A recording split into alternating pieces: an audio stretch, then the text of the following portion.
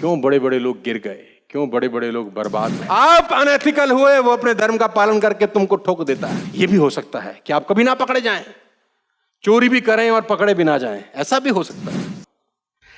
दोस्तों, ऐसे ऐसे लोग इस पूरे ब्रह्मांड में, इस पूरी दुनिया में हुए हैं, छींक मार दें तो शेयर मार्केट हिल जाती थी। सिर्फ छींक मार देना तो शेयर मार्केट में भूचाल आ जाए। ऐसे ऐसे लोग इस दुनिया में हुए हैं कि 100वीं मंजिल पर किसी सोसाइटी में, किसी बिल्डिंग में, कमर्शियल बिल्डिंग में 100वीं, 70वीं, 80वीं मंजिल पर बैठे हैं ना, और वहां से फोन उठा के डायल करें तो किसी देश की सरकार गिरा सकते हैं। ऐसे ऐसे लोग इस दुनिया में पैदा हुए हैं, जब चलते थे तो धरती भी साला हिलती थी। लेकिन ऐसे ऐसे लोग हैं जिनका नामो निशान भी मिट गया, बिकॉज उन लोगों ने जिंदगी में अनएथिकल प्रैक्टिस शुरू कर दी।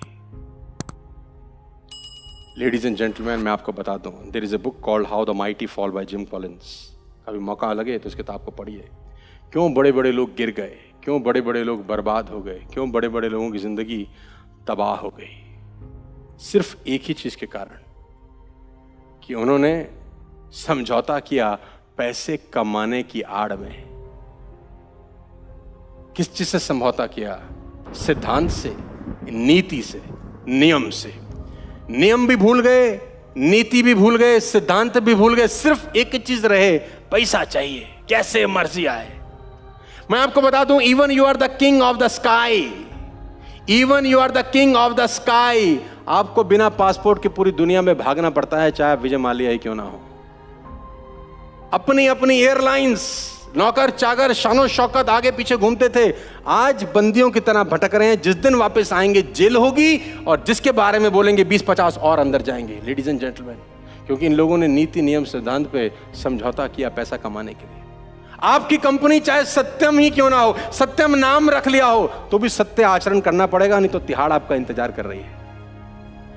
सत्यम के मालिक तिहाड़ के अंदर है, क्योंकि इन्होंने एक चीज पे कॉम्प्रोमाइज किया, और वो था, तो there is a book called how the mighty falls. कभी मौका लगे तो पढ़िएगा जरूर। क्यों बड़े बड़े से पेड़ जो कभी तूती जिनकी बोलती थी, जिंदगी में बर्बाद हो गए। मैं आपको बता देना चाहता हूं, ladies and gentleman, boys and girls, ध्यान से सुनिए।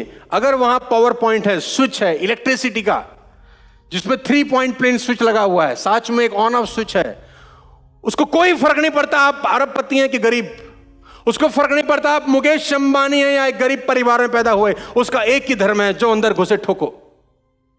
जिसकी उंगली अंदर जाए, अपने धर्म का पालन करो, उसको करंट।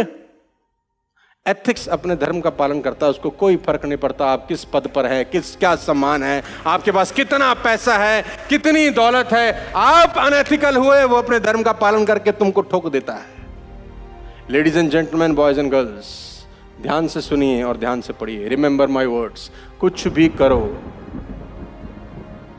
जिंदगी में नीति, नियम, सिद्धांत से कोई कंप्रोमाइज नहीं।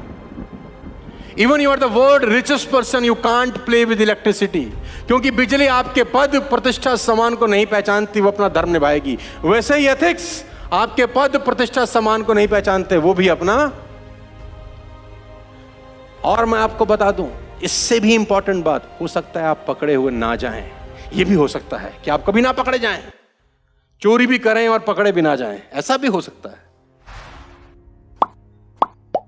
दोस्त, ना पकड़े गए, आपका दिल तो आपको जानता ही है कि गलत तो किया है। अपनी आंख में आंख डाल के आदमी बात नहीं कर सकता। मैं इस बात को हमेशा से बिलीव करता हूं कि सीना चौड़ के आंख में आंख डाल के बात करनी है जिंदगी भर। पैसा 2 रुपया कम कमाएं चलेगा, एथिक्स से जिंदगी में कभी कॉम्प्रोमाइज मत करना, कभी जिंदगी में कॉम्प्रोमाइज मत करना। जो आपका नहीं है वो आपका। और मैं आपको अपना एक व्यक्तिगत तजुर्बा बताऊं, जो आपके भाग्य में नहीं है ना, किसी का बाप तुमको दे नहीं सकता। और सुन लो, जो तुम्हारे भाग्य में है किसी का बाप तुमसे ले नहीं सकता। तो टेंशन लेने का जरूरत, जिंदगी में कभी एथिक्स को लेकर कॉम्प्रोमाइज।